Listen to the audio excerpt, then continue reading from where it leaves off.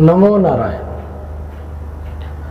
मेरे प्रभु श्री कृष्ण वैसे तो सीमाओं से, अभियंताओं से, हर प्रकार की सोच से परे हैं।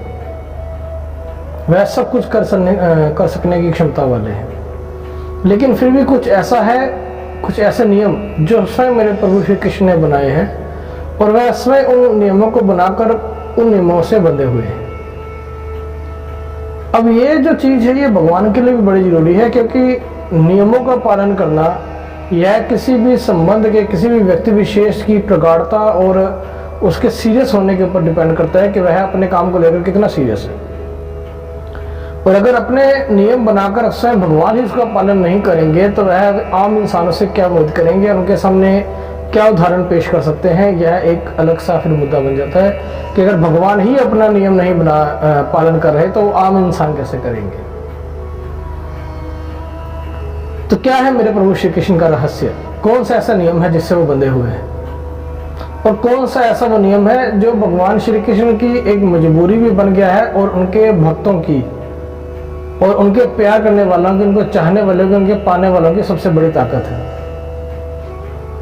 आइए जानते हैं मेरे प्रभु श्री कृष्ण के उस रहस्य के बारे में। ओम नमो भगवते वासुदेवाय।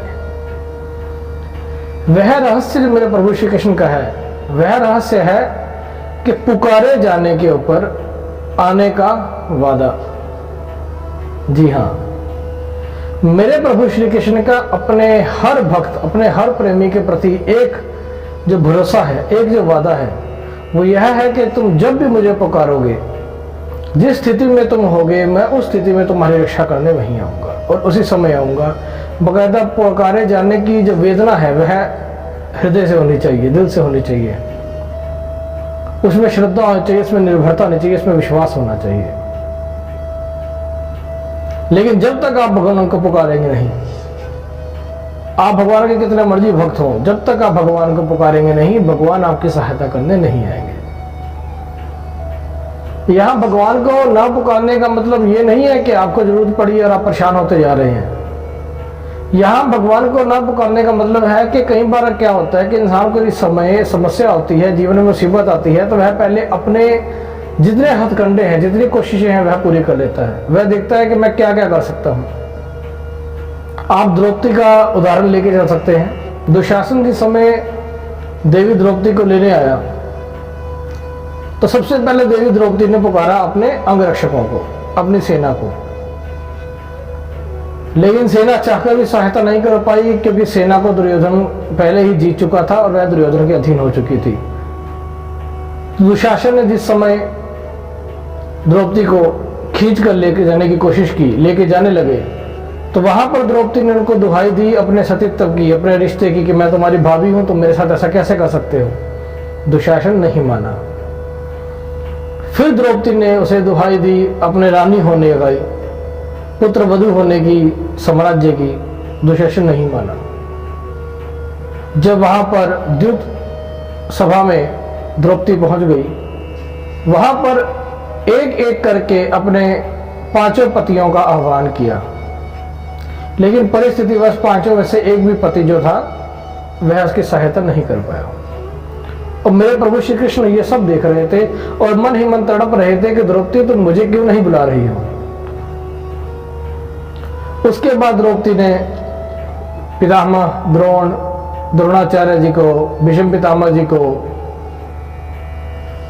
सभी विदुर को, सभी महानुभावों को, सभासदों को एक एक करके आह्वान किया और इस गलत कार्य को रोकने के लिए कहा, लेकिन कोई भी आगे नहीं बढ़ पाया।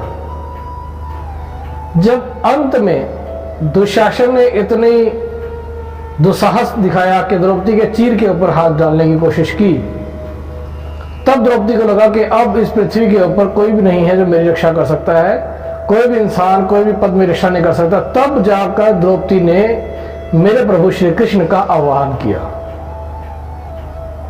तब उन्होंने बोला कि हे मेरे प्रभु श्री कृष्ण, हे मेरे मित्र, अब मैं जितनी सहायता की उम्मीद जहां जहां से कर सकती थी वहां मैंने सहायता की उम्मीद कर ली है, मुझे कहीं से कोई सहायता नहीं आ रही। मेरे पति, मेरे बूढ़े बुढ़े बुजुर्ग सब जो है वह हार मानकर बैठ गए हैं और इस स्थिति में मुझे आपके सिवा कोई नहीं दिखाई देता। आप ही वो अंतिम मेरे सहारे हो जिसको मैं पुकार सकती हूँ, तो मैं आपका आह्वान करती हूँ, हे मेरे प्रभु श्री कृष्ण मेरी सहायता के लिए आए।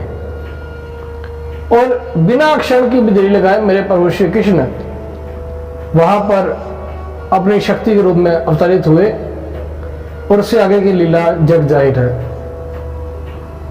कि दुशासन हार के बैठ गया, लेकिन द्रौपदी का तीर खत्म नहीं हुआ। श्री कृष्ण ने कैसे रक्षा की? श्री कृष्ण ने इस विषय के ऊपर एक बार द्रौपदी से जब वार्ता हो रही थी, उन्होंने कहा भी था कि द्रौपदी अगर तुम मुझे सबसे पहले पुकार लेती तो दुशासन तो मैं पकड़ भी नहीं सकता था, छू भी नहीं सकता था। लेकिन तुमने एक गलती की कि तुमने अपने नियंत्रण में स्थिति लेने की कोशिश की, फिर अपने क्षमता की, अपनी शक्ति दिखाने की कोशिश की, अपना पद दिखाने की कोशिश की, और सब कुछ करने के बाद अपने स्वामियों, अपने पतियों को बुलाने की कोशिश की। लेकिन जो असली स्वामी है सृष्टि का, वो मैं हूं। मुझे तुमने सबसे अंत में पुकारा। जिन 5 पतियों को तुम अपना स्वामी मान रही थी, वह चाहकर भी तुम्हारी सहायता नहीं कर पाए, क्योंकि वह तुम्हारे इस जन्म के स्वामी हो सकते हैं, तुम्हारे शरीर के स्वामी हो सकते हैं, लेकिन तुम्हारी आत्मा का स्वामी मैं हूं, इस सृष्टि का स्वामी मैं हूं। भगत प्रहलाद को अलग अलग जगह पर उसके पिता ने मारने की कोशिश की। कभी पहाड़ी के ऊपर से नदी में फेंक दिया, कभी अपनी बहन की गोदी में बिठाकर अग्नि में जला दिया।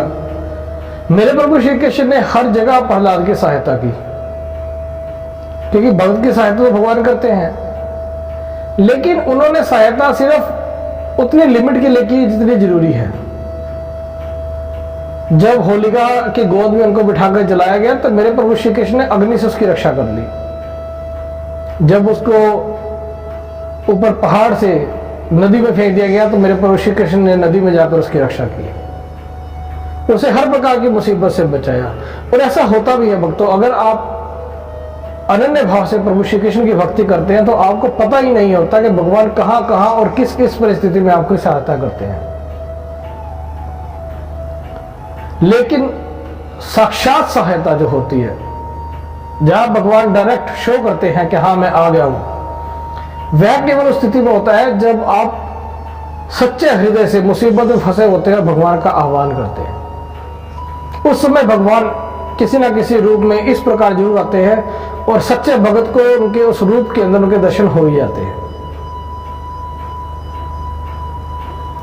वह किसी भूखे को भोजन देने के लिए, किसी दानी सज्जन के रूप में आए, किसी प्यासे को पानी पिलाने के लिए आए, किसी गरीब को धन की सहायता करने के लिए आए, सड़क पे कोई मरीज पड़ा हुआ हो, किसी को चोट लगी हो तो कोई उसको अस्पताल लेके जाने के लिए उस रूप में भगवान श्री कृष्ण आ जाए, तो वह आते जरूर है। लेकिन इस स्थिति में वह प्रत्यक्ष आते हैं। तो भक्त प्रहलाद ने जब तक उन्हें नहीं बुलाया, जब तक उनका आह्वान नहीं किया, लेकिन वह उनकी सदैव शरण में रहा, तो भगवान ने अपने शरण में होने के कारण भगत प्रहलाद के ऊपर कभी भी आंच नहीं आने दी। लेकिन जब उनके पिता ने अति कर दी और उनको मारने के लिए स्वयं दौड़े, तब भगत प्रहलाद ने साक्षात प्रभु श्री कृष्ण का आह्वान किया और मेरे प्रभु जो है खंबा फाड़ कर आ गए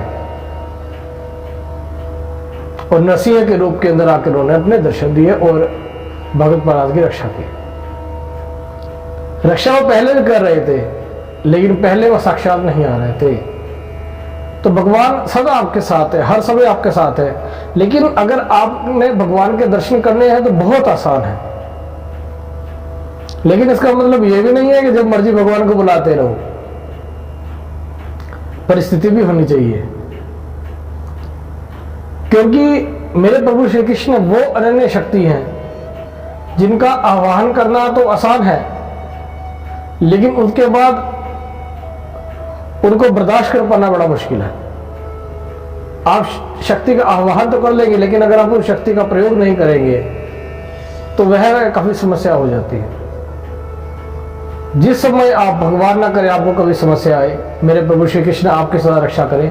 लेकिन जब कभी भी आपके ऊपर वो स्थिति आएगी जब आपको पृथ्वी के ऊपर कोई भी आपकी रक्षा करने वाला नहीं दिखेगा, सच्चे हृदय से मेरे प्रभु श्री कृष्ण को बुलाइए। मैं सच कहता हूं वो दौड़े आएंगे। यह है मेरे प्रभु श्री कृष्ण का राज, उनको बुलाने का तरीका। सच्चे हृदय से बुलाइए। जब कोई आपकी सहायता के लिए नहीं होगा तब मेरे श्री कृष्ण होंगे। ओम नमो भगवते वासुदेवाय।